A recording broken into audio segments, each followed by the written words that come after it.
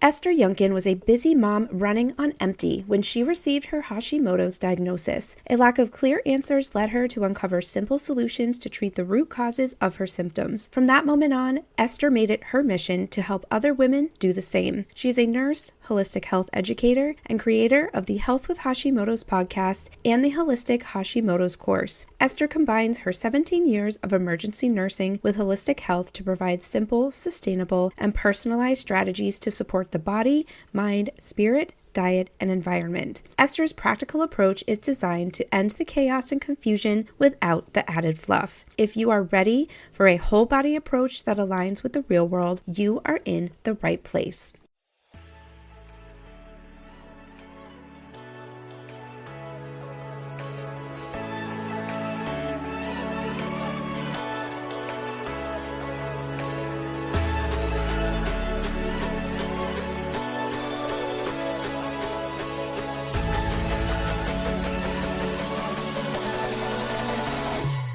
Have you tried everything to eliminate autoimmune symptoms like joint pain and digestion issues without relief? Are you struggling to keep up with the demands of life due to chronic fatigue?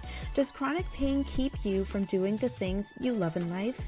If you are feeling defeated and hopeless, you are not alone. I am Ashley Cavolo, a busy working mom who once struggled with debilitating autoimmune symptoms. I too felt like giving up after trying every possible solution without relief from symptoms like joint pain and stiffness, painful digestion issues, relentless chronic fatigue, and embarrassing brain fog. Until it was time to stop allowing the pain to control my life. I dove into the root cause of autoimmune diseases and was shocked to find the answer is not found in endless doctor visits, harsh medications, expensive supplements, or strict food lists. The secret to healing autoimmune symptoms is found within the specific habits that reduce inflammation and heal symptoms quickly and naturally. I applied what I learned and found relief from my symptoms in a matter of weeks. 7 years later, I am living a pain-free life free of autoimmune symptoms. I turned this discovery into a self-paced program called the Autoimmune Reboot, where I share my secrets and my step-by-step process to help you heal your symptoms quickly so you can live a pain-free life. This podcast is for you if you are ready to eliminate joint pain so you can jump out of bed every morning pain-free. Heal and maintain a healthy gut so you can enjoy your favorite foods again without that uncomfortable bloat. Go from no energy and endless coffee breaks to an abundance of natural energy and stamina to tackle the day. Eliminate uncomfortable autoimmune symptoms such as bloating, brain fog, constipation, diarrhea, digestion pain, inflammation, joint stiffness, skin rashes, and many more. Living a pain-free life is easier and closer than you think. I can't wait to show you what I discovered. Refresh your coffee and let's dive in.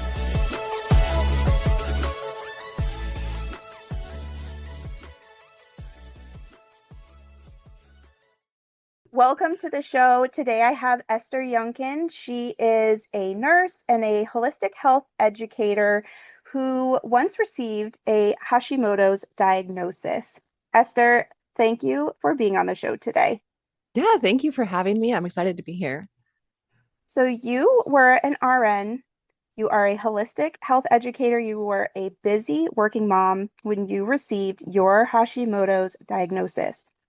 What was that journey like? Yeah, so at the time I knew I was exhausted, but I thought that was just like normal because I was working full time in the ER. I have four boys. I was homeschooling them, the school age ones, and some of them were preschool. My husband was working full time. We were doing like so many things. I was also probably three or four other hats that I was wearing.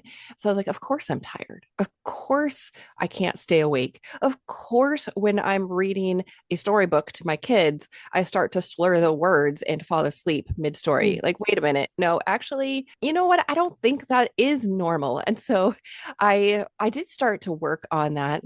Like, why am I so tired? And finally, for me, it was the last straw. I had some skin issues. So I went to see my chiropractor and I wanted some testing for, sensitivities. Like, is this a food? And she looked at me and she said, your thyroid looks a little boggy. And I was like, I don't know what that means. I'm in the ER.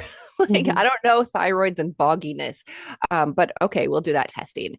And while I was waiting for the test to come back, I was praying, like, God, this cannot be my thyroid. Because after 4 years of nursing school, tons of years in the ER, going back to school for health education. The one thing that had always confused me was thyroid. You can stop me on the street and you can ask me about anything, like any diagnosis, any part of the body. And I can most likely tell you how it relates to body, mind, spirit, diet, environment, what you can do about it, like all these different things, except thyroid. They always confuse me. So I was praying, I'm like, God, it cannot be my thyroid. Please don't let it be my thyroid. And the labs came back and it was my thyroid. And so I asked my husband, who's also a nurse, asked him for help. Like, I need to figure this out. And when I was praying and talking to God about this, like, God, I this isn't supposed to be my thyroid. I very clearly heard from God saying, Esther, with all of your education, with all of your training, with all of your experience, if you are still confused by the thyroid and this autoimmune problem, what do you think the average person is going through? You need to use this to help other people. And it was at that moment that I had my mission. And so that is the long story of how I came to be where I am. I think you are spot on talking about thyroid. It is incredibly confusing. It's mysterious. It's almost like talking about hormones. It's like that mystery, and nobody really truly understands it. I would love for you to explain to the listeners what you learned through this journey when it comes to thyroid and Hashimoto's. Yeah. So first of all, the thyroid, just like very basics, it is a little organ, sits at the base of your throat on your neck, and its job is to pump out thyroid hormone. The thyroid hormone is essentially the ignition key for your cell.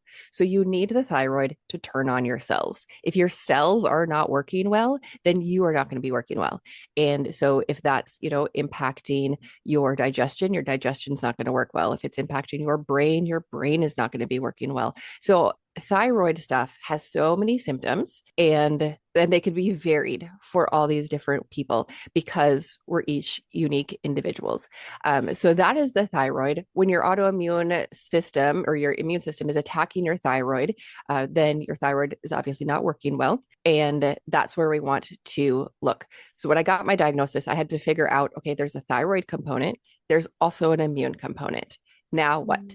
Where do we go from here? So I had to figure out, what can I do for my thyroid and what can I do for my immune system? And then going down those two separate roads simultaneously, figured out, there's actually a lot we could do. I am not just a pharmaceutical patient for the rest of my life. It's not like the doctors typically tell you, oh, you're hypothyroid and you need to get your labs checked every 3 to 6 months. Take this medication for the rest of your life. I'll see you again. We are not defined by that. We're not stuck in that. So, what were some of the first steps you took after receiving your diagnosis to begin to support your body and heal your symptoms? The very first thing I had to do was to figure out what was going on, because I'm not content just to be that pharmaceutical patient. So that was number one, to realize I do have agency, to figure out there are root causes for autoimmune problems, specifically for thyroid autoimmune. Understanding that it was such a light bulb moment, because all of a sudden I had agency.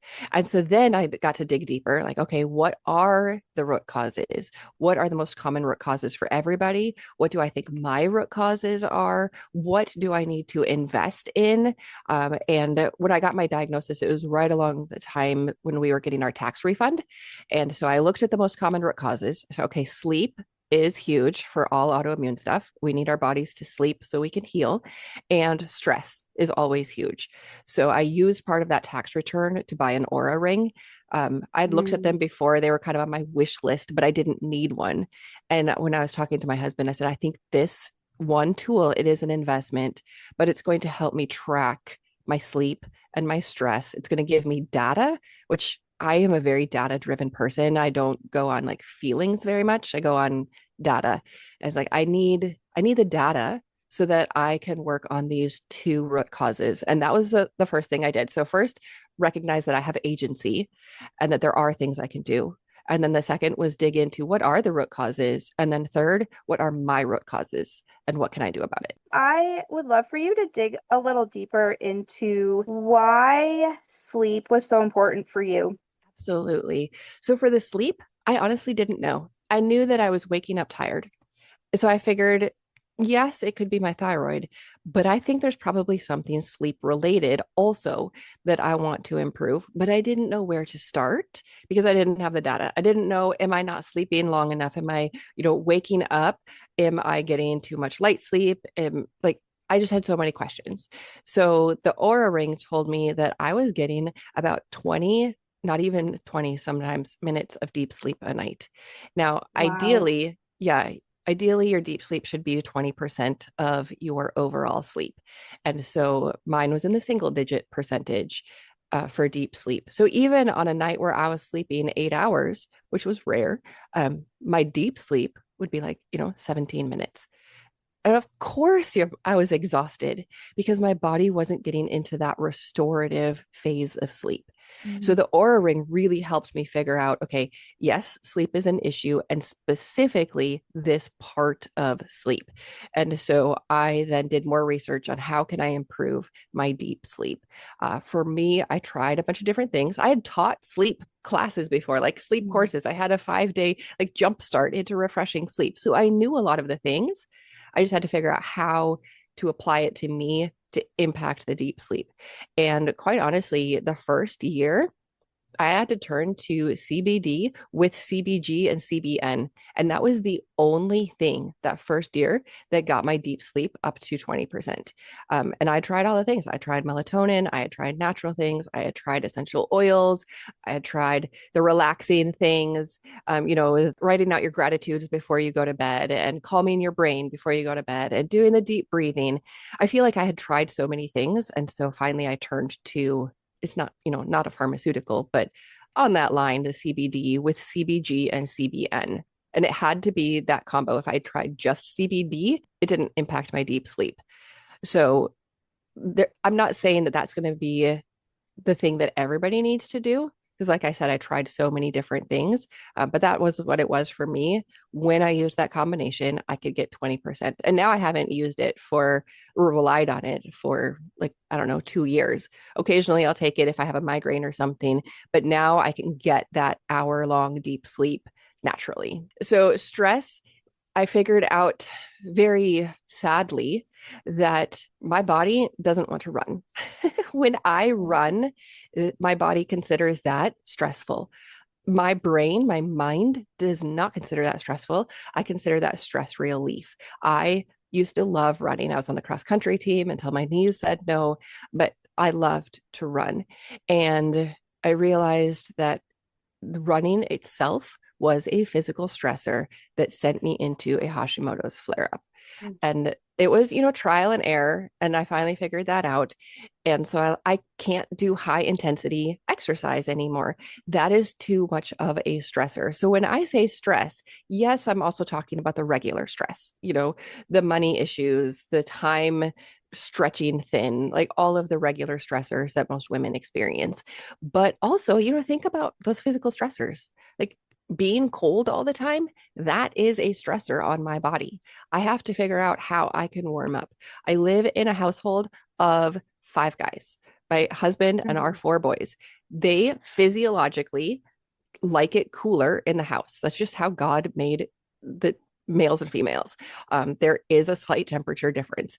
And so it's not their job to adapt to my needs. I have to figure out how can I bundle up? How can I, put on more layers because being cold is a physical stressor for me. So yes, doing the deep breathing, bringing my stress response down, that is important. And then also controlling the controllables. That is also something I do for my stress. That's amazing. And I think it's something we don't talk about enough. I hear a lot about food and we talk about sleep, but things like even getting yourself out of environments that are increasing your stress level, environments that are pushing habits onto you that are maybe not helping you. And you just do it out of habit because it is the environment you're always putting yourself in. Why do you think we're not talking about these things when we go into the doctor's office? It absolutely is frustrating. And I think part of it comes down to the education that the doctors get. The medical schools are captured by the pharmaceutical industry. And so in med school, they're taught that if there's a thyroid issue, then you just give levothyroxine. Plain and simple, A plus B equals C. A, you have hypothyroid. you're going to get levothyroxine, which is T4, and your result is pharmaceutical patient happy, nothing else to do. So they are taught that. They don't know that there's anything else to do. And so that's it, one issue. And then the second issue, I mean, just like you've seen in my story, I had to figure out what's going on for me. Yes, I could figure out the most common root causes, but then I had to figure out which ones apply to me. And then when I figured out sleep was an issue, then I had to dig down deeper into that. And doctors just plain and simple don't have enough time to do that. They don't have the time in a clinic visit to say, okay, here are the most common root causes. What are we going to test for? What are we just going to use our common sense to figure out? And where do we go from here? It's just so much easier and faster to say, here's a drug, come back for more lab testing. So I think part of it's their education, part of it's their time, and then part of it is, like I talked to one doctor and he said, if he would admit that there was more to do, to dig deeper, to look for those root causes, it would change his entire practice. And it was a huge hurdle to get over. Like, was he willing to change everything? So that's a whole nother conversation. It is, yeah. And I think it speaks to the fact that we have to take our health into our own hands, because if we just rely on the medication, it's not even solving the problem. I'd love for you to speak on that a little bit. What was your experience with medications? Well, we know that initially hypothyroidism, your body can still compensate. So you might not need medication. And that's where I was right away. And I was able to do some natural things. And then I did need some pharmaceutical medication. And to be honest, I think I'm in the 10 to 20% of the population where the pharmaceuticals just don't work. I've tried the T4, which is Synthroid, levothyroxine. Those are the two most common medications. I've also tried T3. So when your thyroid produces a hormone, it produces T4. When your body needs to use that, it needs the active form, so it converts it to T3. So I have been on both T4 and a combo T4, T3, but we know from the research that about 10 to 20% of people do not feel better. Their symptoms do not feel better. They need a natural thyroid. And quite honestly, I think I'm in that 10 to 20% of the population. Unfortunately, the FDA and the government is going through a thing right now where they're trying to get the natural stuff off the market because it was approved prior to current regulations. And so it didn't go through all of the current hoops. And so the pharmaceutical industry, I believe, is behind that, trying to say we need to get rid of the natural stuff. And so we have less than 12 months, but hopefully there will be changes and people can still access what they need. For a lot of people, like 80%, the pharmaceuticals will work, but not for everybody. Which is unfortunate. And are there things somebody can do naturally aside from medications? Both yes and no. So you need that ignition key. Like every single cell needs that ignition key. If your thyroid is not producing enough thyroid hormone, you need thyroid hormone. Whether you get that from a pharmaceutical or from a natural desiccated thyroid, you need the ignition key. If you don't have that ignition key, people die. I mean, before thyroid stuff was figured out, it was about 10 years. People would survive, declining the whole time, and it was a life sentence. So you need the ignition key. Turning to pharmaceuticals is not admitting failure. It's not admitting defeat. It's saying my body's not making this. I need it. So there are pharmaceutical things, but there are also natural things that you can do. That ignition key is turning on essentially your mitochondria. Your mitochondria are powering the cells. So how can we support our mitochondrial health? And how can we support our cellular health in general? Like cleaning up the cells. We all know antioxidants. Like we need to eat antioxidants because that helps that rust or the oxidation on our cells. So we want to clean that up. So eat healthy, don't eat a lot of high sugar and other inflammatory foods. The more inflamed you are, the worse your immune system, the worse whatever your autoimmune condition is. So yes, there are natural things, but also, if you need the meds, you are not a failure. I love that. That is a great message. And I hope that brings a lot of people relief. It's about well-being and how you're feeling. And I would love for you to touch on how Hashimoto's affects women. Yeah, I believe the ratio is 1 in 20. So I guess 19 out of every 20 people with Hashimoto's is a woman. Only 1 in every 20 is a man. So people have tried to figure it out. Not everybody, because of course, research is generally based on men because they're easier to research. And why is that? Because of estrogen, because of our hormonal cycle. And so we believe that there's a huge estrogen component to Hashimoto's. And part of that is your liver. When your liver is trying to process all of this estrogen and it can't get to it because your liver is busy, think of like a traffic jam. And on this traffic jam on this road, there's an exit where you can just go around again and you'll come back later. And so the liver sends the estrogen off on this loop like, okay, I'm too busy. There's a traffic jam. Please go around, come back later, and I'll be able to deal with you. Well, when it comes back around, still a traffic jam. So you get this backup of estrogen and your liver is just tired. Most of that conversion of our T4 to T3 happens in our liver. So if the liver can't do its job because it's too tired, too busy, too, traffic jammed, then you're going to have thyroid problems. And that is one reason why people have proposed that Hashimoto's impacts more women is because of the estrogen dominance. And there could be a lot of other factors too, but that one seems to be a pretty big one. And we know that we can look at our liver. We can know that there are certain things that we can do for liver health. And when you improve your liver health, you're going to hopefully improve your Hashimoto's and your immune system. And, people can figure out what they want to do for liver health. One of the simplest, it might not be easy, but a simple thing is if you drink alcohol, quit. Some people have a really, really, really hard time with that because of a lot of different issues. But that is one simple thing. Obviously, you could do other things. Staying hydrated is easy, simple. And then I heard one doctor say, if you want to impact your liver health, double your vegetable intake. For me at that time, I hate vegetables. I mean, double of zero is still zero. So maybe for you, you need to do more than double if it's zero.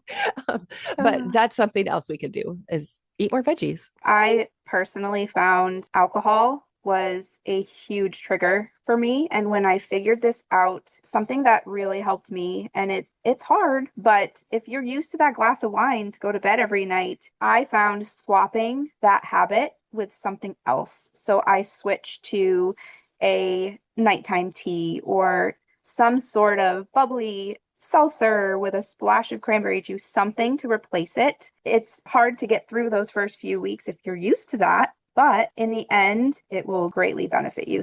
I would love to hear what your process is when you're working with somebody. The very first thing we do is try to figure out their root causes. And I know there's a lot of people who will help with testing. And I have those people on my podcast to talk about it, but I don't do testing right away because I feel like a lot of it we can just figure out by common sense. Like, is stress an issue for you? That's a common sense thing. And we do that with all of the root causes. Now, some of them, like I do want them to pursue testing. Like if you have grown up, in the northern part of the United States or of North America or Europe, and you have an inside job, you're probably going to be low on vitamin D because we just don't get enough from the sun. You could be outside all day long in the winter and you could not make enough from sun exposure. So we can assume that vitamin D is one of your root causes. It is a root cause for Hashimoto's. Yours is probably low. So you can supplement. How much to supplement? Well, then you're going to need some testing. We can do, the regulars. Most people can take between 3,000 and 5,000 international units a day just fine, and that will help them. But really, we want to pursue some testing for that one. So first, I go through root causes with them. Like, what do we think is most likely? And what do I want you to pursue testing on? And then the next question is really like, how much time and money do you have to invest? Where are you? What do you have the bandwidth for? Like, do you want me to tell you, like, here's some supplements, take these every day, and that's all you have space for right now? Mm-hmm. Or do you want to talk about like changing your diet and giving up gluten for 90 days to see how you feel? Like, is that the kind of investment that you're willing to make and that you have time and energy for?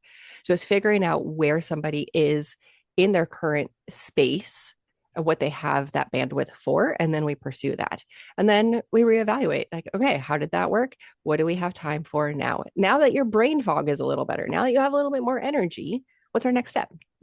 I love that. Starting where you are key. And I did read that there is an incorporation of biblical wisdom into what you do. So I'd love for you to touch on that. Yeah. So I talk about body, mind, diet, body, mind, spirit, diet, environment when I'm talking about anything. That's just the lens I view things in. And when we're talking like stress, for example, there is stress that applies to all five of those. So most people are pretty familiar with stress on the body. We already talked about that. For me, like running, mental stress, huge. But what about spiritual stress? Like most Mm, people don't think about that. So spiritual stress is things like guilt and shame. Like feeling guilty because I know that I am not living in accordance with how I believe that I should be living. That is that is a spiritual stressor. And that is a spiritual stressor no matter what your spiritual beliefs are. If mm, you are not living according to how you believe that you should be living, and I'm using that should word because that is what gives us guilt, then you will have spiritual stress. And then also from a biblical perspective, as a Christian, somebody who loves Jesus, I know that the fruit of the Spirit, when we are growing closer to God and when the Holy Spirit is living in us and growing us, we will naturally have more peace and more joy. And what do we need for whole health? Like we need peace, we need joy, we need love. We are created to live in love, not fear. And so that spiritual aspect of like, I can go into it of somebody who loves Jesus, and we could talk about growing closer to Jesus, but even people who don't love Jesus, we could talk about fear and guilt and shame versus peace and love and joy. That is yes. how I bring in biblical wisdom to people who both believe the Bible and who don't. I love this so much. Once I started to heal, once I made that connection with my mind and my body, I became more aware of my surroundings and my beliefs and my thoughts and how they were affecting me. And I wish somebody had mentioned this to me earlier because it certainly does align with the entire path that you're on in a healing journey. This is beautiful. And I love that you incorporate that. Is there anything anybody can do, simple habits that they could walk away with if they are battling with Hashimoto's symptoms? I have a freebie they can have if they want to Oh, learn great. more. Okay. So it's 10 questions to ask your doctor. And in that PDF, I teach you a lot about like how to have agency. But the first thing that I want somebody to be able to do is just take a deep breath with their diaphragm. And you've Mm, probably talked about this on the podcast before. When you take a deep breath with your diaphragm, a belly breath, it resets your nervous system. It actually massages your vagus nerve, which tells your brain and every single cell in your body it's okay. We can relax. We're mm, safe. So, taking some of those diaphragmatic breaths when you're feeling stressed, like you're learning about this, and you're like, oh my goodness, I'm a little overwhelmed. I don't know what to do. Take a deep breath. When you sit down to eat, take a deep breath or three. We want to get in that rest and digest mode before we eat anyway. When you are laying down to go to bed, take some deep breaths, get in that rest and digest mode. Like that is something that you can do anytime, any place, no matter who is around, and it is going to impact every single cell in your body. It's going to impact your immune system. And it's just so simple. yeah, I have spoken about this quite a bit on the podcast. I like to stress that you can do this at your desk at work. One question I always ask my guests, what would you say to the listener who is stuck? They don't know that healing is possible. What is your message to that one person? Your body is designed to heal, and you can. Is healing always going to happen? And is it going to look the same for everybody? Well, we live in a world that is affected by sin. So I cannot tell you that miraculous healing is going to happen for every single person. That's just not the world we live in right now. We have to wait for the new heavens and the new earth for perfect bodies. But there is hope. There are always things that are under your control that you can do. For example, that deep breathing. There are always things that you can do. And it might make a teeny tiny change. It might make a big change. but there are always things that you can do. There is always improvement that can happen. And I just want every single listener to know that, because having hope is huge. And if you lose hope, that is the worst kind of like prison sentence of having no hope. So please have hope. There are things that you can do. Beautiful. Thank you. Esther, where can the listeners find you and connect with you? Well, you're already listening to a podcast, so switch over to or use the search button to find the Health with Hashimoto's podcast. And that is the easiest spot to find me. And you can drop down into my show notes and get all the links to everything else. Healthwithhashimotos.com is my website. But if you're listening to the podcast, just, switch. And when this one is done, listen to mine. Great. I will share all of the links so they can connect with you easily. Esther, thank you so much for being here today. I really appreciate it. Oh, it's been my honor. Thank you.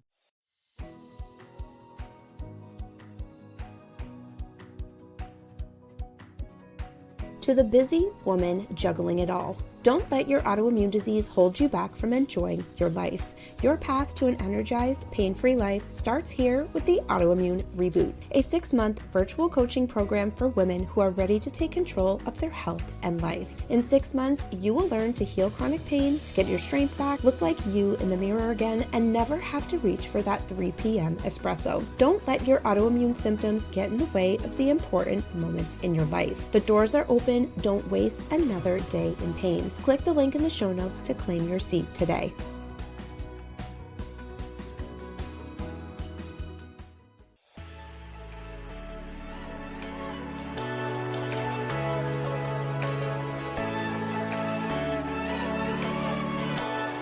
I hope this podcast has helped you in your autoimmune journey. If you find value and inspiration in this episode, please leave a 5-star rating and review and share the episode with a friend.